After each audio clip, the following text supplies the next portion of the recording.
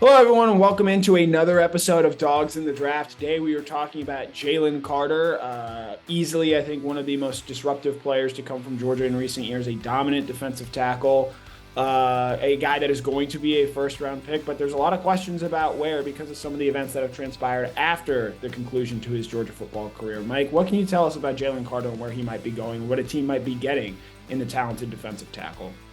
Yeah, well, I mean, obviously the off the field stuff's been pretty well documented. Connor, we were both at the NFL Combine when we got the call that Jalen would not be speaking as scheduled, as he had a warrant out for his arrest in relation to reckless driving and racing charges. Since plea bargain down, obviously there's no more legal entanglements from that specific issue. So I don't think it's going to be maybe as much of a factor as maybe some thought at the beginning. I know this, and I can speak to this as well as, Kirby Smart spoke to it too. The football character of Jalen Carter is what really impressed me this year. As Georgia was going through the season and Jalen had the injured foot early in the year, was kind of slowed early on. We kind of thought, well, missing that explosion, we didn't know there was a foot ankle injury at the time. He gets better from that, sprains his knee, and then he's out. And Connor, I'm thinking to myself, look, this guy's locked in, top 10 pick, $30 million. Is he even coming back to the team when he knows how much money is waiting for him? Not only did he come back, he came back playing 40 and 50 snaps a game, which for an interior defensive lineman is high volume.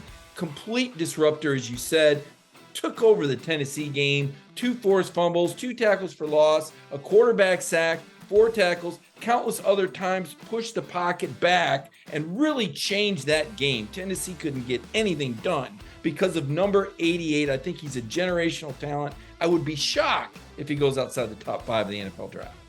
Yeah, so Jalen Carter has only visited with teams in the top 10. He's made that a conscious choice here. I would expect his range to be starting with Seattle at pick number 5 and anywhere from the Eagles to number 10, taking him there with that last pick. There were some questions about him, a poor pro day performance there.